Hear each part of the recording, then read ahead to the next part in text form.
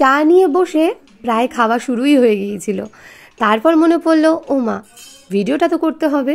তো এই যে চা খেতে খেতেই মানে বিস্কুটটা অলরেডি খাওয়া হয়ে গেছে, বাবানের বিস্কুটটাই এখানে রয়েছে।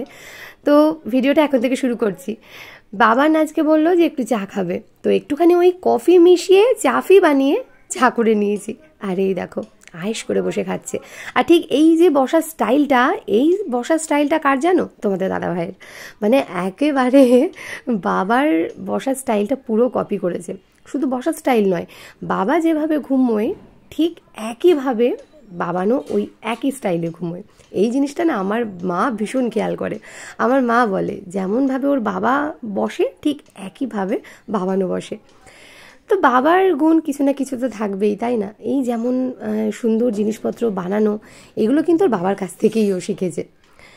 তো এই যে গালে যে দাগটা হয়েছিল না, ওই যে পাবদা মাছ ভাজার পর যে তেল ছিটকে ছিল, সেই দাগটা না কিছুতেই উঠছে না। কি জানি কি করলে উঠবে। তোমাদের কাছে যদি কোনো রেমেডি থাকে তাহলে অবশ্যই জানিও। নমস্কার বন্ধুরা, আমি প্রিয়াঙ্কা। কেমন আছো সবাই? আশা করছি সবাই খুব ভালো আছো এবং সুস্থ আছো। শিপ্রিয়াস ডেইলি লাইফস্টাইল চ্যানেলের আরও একটি নতুন ব্লগে সবাইকে অনেক স্বাগত আর অনেক ভালোবাসা। বাবার ফ্লাক্সে গরম জলটা শেষ হয়ে গেছে, তাই সকাল সকালই এই বাটির মধ্যে গরম জল বসিয়ে দিয়ে নিলাম। আর সবগুলো বোতল একেবারেই ফাঁকা রয়েছে, তো সমস্ত বোতলগুলো একেবারে ভরে নিচ্ছি। এই বোতলগুলো বেশ অনেক দিন ধরেই ব্যবহার করা হচ্ছে, মানে এই যে গোলাপি যে বোতলগুলো, এইগুলো বেশ অনেক পুরনো। তো ভাবছি কি এই বোতলগুলো এইবার চেঞ্জ করে নেব। প্লাস্টিকের বোতল বেশি দিন ব্যবহার করলে সেটা স্বাস্থ্যের পক্ষে খুব একটা ভালো নয়। তো সেই জন্যই চিন্তা ভাবনা করছি যে এর মধ্যে যেদিন আমি বাজারে যাব একটা বোতলের সেট কিনে নিয়ে আসবো। তবে অনলাইনে একটা সেট আমি দেখেছি, বেশ 6টা কালার, একেবারেই 6টা আলাদা আর বেশ বড়, মোটামুটি ওগুলো 1 লিটারের বেশিই জল ধরে। ওই একটা বেশ অর্ডার দিয়ে নিলেও হয়। তো দেখা যাক কি করি। তবে এই দুটো বোতল ইমিডিয়েট আমি চেঞ্জ করেই ছাড়বো। তো সকাল হয়েছে, এবার ওই যে প্রতিদিনের চিন্তা, কি রান্না বান্না করব না করব। তো ফ্রিজ খুলেই আগে না চিন্তা ভাবনা শুরু করি যে আজকে কোন সবজিটা রান্না হবে। তো সেইগুলোই বের করে নিচ্ছি। ফ্রিজে দেখলাম একটা ফুলকপি, 2টো বাঁধাকপি রয়েছে, তো তার থেকেই একটা বাঁধাকপি নিয়ে নিলাম। বাঁধাকপি ফুলকপি যদি ঘরে থাকে, হাতটা না সবসময় ওই বাঁধাকপির দিকেই চলে যায়। ফুলকপিটা যেহেতু খুব একটা বেশি পছন্দ করি না, রান্না করতেও খুব একটা বেশি পছন্দ করি না, তো ভাবলাম বাঁধাকপিটাই রান্না করা যাক। একেবারে সকালের রুটির সাথেও হয়ে যাবে, আর দুপুরে যদি ডাল করি তাহলে ডালের সাথেও হয়ে যাবে। বাঁধাকপি যদি বেশ ঠাসা আর পুরু হয়, কুটতেও কিন্তু বেশ সুবিধা হয়। আর আমি না বেশ মিহি করেই কিন্তু কোচাতে পারি। মা বলে শাক এবং বাঁধাকপি এগুলো কিন্তু কোটার উপরেই রান্না নির্ভর করে। মানে অর্ধেকটা যদি মিহি করে এই যে কোচানো হয়, তাহলে অর্ধেকটা ওই কোচানোতেই মানে প্রায় রান্না হয়ে যায়, আর বাকি অর্ধেকটা হয় ওই রান্না করতে করতে। বাঁধাকপির মধ্যে যদি একটু মটরশুঁটি না দেওয়া যায় তাহলে রান্নাটা কেমন যেন অসম্পূর্ণই থেকে যায়। তো 1 মুঠো মটরশুঁটি এখানে দিয়ে নিয়েছি, আর তার সাথে অবশ্যই দিয়ে নিয়েছি একটু টমেটো। আর এই যে আলুগুলো এখানে একেবারে লাল করে ভেজে তুলে রেখেছি, আর বাঁধাকপিগুলো একদম মিহি করে কুচিয়ে ধুয়ে নিয়ে এসেছি। গতকাল যেহেতু রাত্রেবেলায় আমাদের খাওয়া দাওয়া ওই দিদির বাড়িতেই হয়েছে, তো এখানে তো একদম রান্নাবান্না সবই বেঁচে গিয়েছে। ওদিকে মাটন রয়েছে, ফ্রাইড রাইস রয়েছে, ভাত রয়েছে। তো গতকাল রাত্রে শুধুমাত্র বাবার আর মায়ের জন্যই রুটি করে নিয়েছিলাম ওই দিদির বাড়ি থেকে এসে। আর এই যে নতুন কৌটোটা সেদিনকে কিনে নিয়ে এসেছিলাম 2টো, তার মধ্যে থেকে একটার মধ্যে পাঁপড় রেখেছি। এই পাঁপড়গুলো তোমাদের দাদাভাই গতকাল নিয়ে এসেছিল চাটনির সাথে খাওয়ার জন্য। প্রথম অবস্থায় পাঁপড়গুলো যখন ভাজলাম, এর মধ্যে থেকে না কেমন যেন আটার গুঁড়ো গুঁড়ো মতন বেরোচ্ছিল। দেখেই মনে হচ্ছিল খুব একটা ভালো হবে না, কিন্তু তারপর খেয়ে দেখলাম যে না, খেতে বেশ ভালো লাগছে। আর এই তো সকালে জলখাবারটা একেবারে রেডি করে নিয়েছি। বাঁধাকপির তরকারিটাও নামানো হয়ে গেছে, আর সবার জন্য রুটি সেকাও হয়ে গেছে। তো আজকে সকালের মেনু বাঁধাকপির তরকারি, সাথে রুটি আর নতুন গুড়। আজকে বাবানও বলেছে রুটি খাবে। সেদিন সুপারমার্কেট থেকে যে সমস্ত জিনিসগুলো নিয়ে এসেছিলাম, এই দেখো এই শোকেসটার মধ্যে সুন্দর করে সাজিয়ে গুছিয়ে রেখেছি। বেশ ভালো লাগছে না? কিন্তু তোমাদের দাদাভাই কিন্তু আমার যেটা মনে হচ্ছে এই শোকেসের এই তাকটাও আমাকে একেবারেই দেবে না। আমি এই জায়গাটাতে এত সুন্দর বাসনকোসনগুলো গুছিয়ে রেখে দিয়েছি, দেখতে এত ভালো লাগছে, কিন্তু সেটা বেশি দিনের জন্য আমার মনে হয় না মানে স্থায়ী হবে। বড় প্লেটগুলো ওই শোকেসটায় ঢোকে নি, তাই এই শোকেসটার মধ্যে ওই যে পেছনের দিকটা করে বড় প্লেটগুলো রেখে দিয়েছি। আমার না বেশ ভালো লাগে ঠিক এইরকমভাবে শোকেসে সমস্ত বাসনগুলো সাজিয়ে রাখতে। কিন্তু তোমাদের দাদা ভাইয়ের আবার উল্টোটা, পুতুল এত ভালোবাসে, এই দেখো নতুন একটা পুতুল কিনে নিয়ে এসে এইখানে রেখে দিয়েছে। আরও অনেকগুলো এরকম শোপিস কিন্তু কাট করা রয়েছে। আমার যেটা মনে হচ্ছে যে সেগুলো পরপর আসবে, আর এই শোকেসের এই অংশটা থেকে সমস্ত বাসনগুলো সরিয়ে ফেলে এইখানেই পুতুলগুলো রাখা হবে। এই যেমনটা ঠিক এই তাকটার বেলায় হয়েছিল, এই তাকে কিন্তু আগে আমার বাসনগুলো সুন্দরভাবে সাজানো থাকতো। এইখানেও আমার বাসনের স্থান হয়নি, সেখান থেকে বাসনগুলো সরিয়ে দিয়ে নিজের সমস্ত পুতুলগুলো ওখানে সাজিয়ে নিয়েছে। এবারেও মনে হচ্ছে এই শোকেসটাও আমার হাতছাড়া হবে, এইখানেও সমস্ত বাসনগুলো সরিয়ে দিয়ে নিজের পছন্দের পুতুলগুলো সাজিয়ে নেবে। আমার আর মনে হয় নিজের কোনো জায়গা আর হলো না।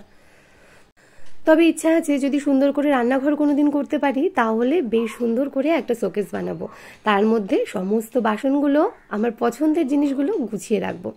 আর এই যে তোমাদের দাদাভাইকে বলেছিলাম একটু শাক আনতে আর মটরশুঁটি আনতে, তো এই যে মটরশুঁটি নিয়ে এসেছে আর তার সাথে নিয়ে এসেছে বেতো শাক।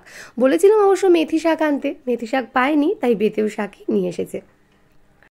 আজকে রান্নার যে খুব একটা চাপ রয়েছে তা নয়, যেহেতু মাটনটা রয়েইছে একটু ভাত করে নিলেই আমাদের এদিকটায় হয়ে যাবে, আর একটু শাক ভাজবো। মায়ের ওদিকে ফুলকপি পনিরের তরকারি রয়েছে, আর একটু সয়াবিন রান্না করলে বাবারও হয়ে যাবে, আর আমাদের রাত্রেবেলার রুটির তরকারিটা হয়ে থাকবে, তো সেটাই করব। তো সেটা করতে আর খুব একটা বেশি সময় লাগবে না, তাই ভাবলাম হাতে যখন সময় রয়েছে শাকটাও তো বাছতে হবে, মটরশুঁটিটাও বেছে একেবারে রেখে দিই। তো সেই নতুন কন্টেনার, এটাও সেই ধুয়ে মুছে নিয়ে এর মধ্যেই মটরশুঁটিগুলো রেখে দিচ্ছি। নতুন জিনিস যতক্ষণ না ব্যবহার করতে পারি কিছুতেই ভালো লাগে না, তাই সবসময় সুযোগ খুঁজতেই থাকি যে কিভাবে নতুন জিনিসটাকে ব্যবহার করা যায়। সয়াবিনটা সেদ্ধ করে রেখে দিয়েছি, আর এদিকে আলুটা বেশ নুন হলুদ দিয়ে লাল লাল করে ভেজে নিচ্ছি, আর এদিকে আদা কাঁচা লঙ্কা টমেটো পেস্ট করে এখানে রাখা হয়ে গেছে, বাকি গুঁড়ো মশলা দিয়েই রান্নাটা সেরে নেব। সয়াবিনের তরকারিটা নামিয়ে নিয়ে এদিকে শাক ভাজাটাও করে নিয়েছি, এটা বড়ি আর বেগুন দিয়ে রান্না করে নিয়েছি। আর এই ছোট্ট কড়াইটাতে গতকালকে আমি ওই পাঁপড় ভেজেছিলাম, তেলটা এর মধ্যে ছিলই, তো এইটার মধ্যেই আমি শাক ভাজাটা করে নিলাম।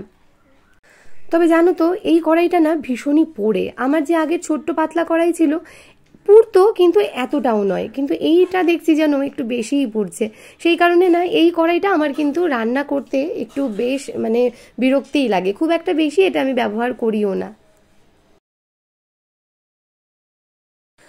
আজকে সোমবার, বাবা নদীকে স্কুলে চলে গেছে, আর এইদিকে আমার সমস্ত রান্না বান্না হয়েও গেছে, আর এই তো ঘরটা মুছে নিচ্ছি। বাবানের এখন আস্তে আস্তে প্রায় 4:45 বেজে যায়, কারণ 4:30 ছুটি হয়।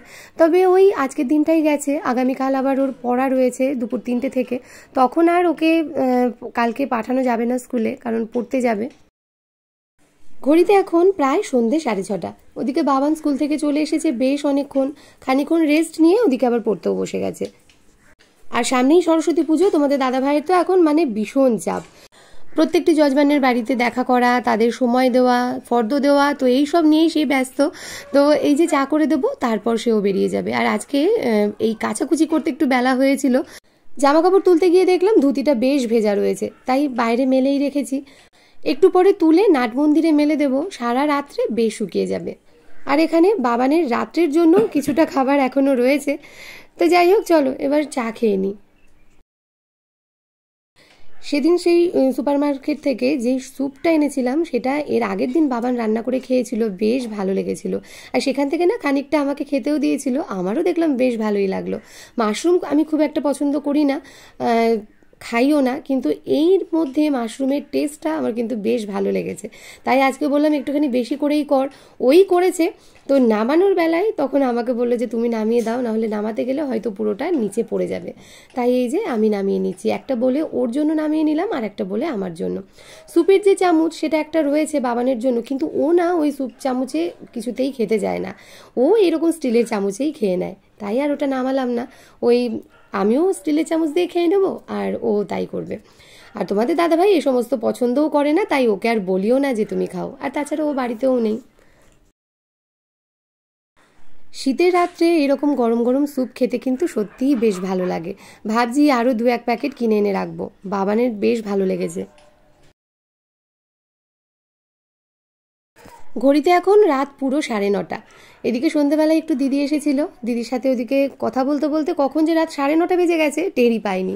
তারপর তো দিদিও চলে গেল, আর আমিও মনে পড়লো যে আটা তো আজকে ফ্রিজে মেখে রাখা নেই, তো ঝটপট এইদিকে আটা মেখে নিলাম, কারণ ওদিকে মা বাবাও বসে রয়েছে, তাদেরকেও খেতে দিতে হবে। আর রাত্রে তো আজকে আমরাও সবাই রুটিই খাবো, তো একেবারে বেশি করেই আটাটা মেখে নিয়েছি। এখন ঘড়িতে প্রায় রাত 10:30। সববার খাওয়া দাওয়া হয়ে গেছে, আর আমি একটু খিচুড়ি নিয়ে বসেছি। আমার এক কাকিমা রয়েছে যে যখনই খিচুড়ি বানায় তখনই আমার জন্য দিয়ে যায়, কারণ সে জানে যে আমি খিচুড়ি খেতে ভীষণ ভালোবাসি। আর এই শীতকালের খিচুড়িটার ব্যাপারটাই কিন্তু একেবারেই আলাদা। মটরশুঁটি, তার মধ্যে ফুলকপি, আলু সমস্ত দিয়ে খিচুড়িটা সত্যিই কিন্তু খেতে বেশ ভালো লাগে। আর দেখো ওপর দিয়ে ভাজা বাদাম কেমন ছড়িয়ে দিয়েছে। আমার মা যেমন খিচুড়ি রান্না করলে বাবা বাড়িতে থাকলে বাবাকে দিয়ে পাঠিয়ে দেয়, কিংবা কোথাও প্রসাদ আনলে সেখান থেকে আবার আমাকে এসে দিয়ে যায়। তো সেই রকম ঠিক এই কাকিমাও যখনই খিচুড়ি রান্না করে, জানে ভালোবাসি তাই এসে দিয়ে যায়। ভালো লাগে এই রকম কেয়ার করা মানুষগুলো, না সত্যি জীবনে কিন্তু ভীষণই দরকার, তাই না? এখনো পর্যন্ত যারা আমার সাথে ছিলে, পুরো ভিডিওটা দেখলে তাদেরকে জানাই অনেক ভালোবাসা।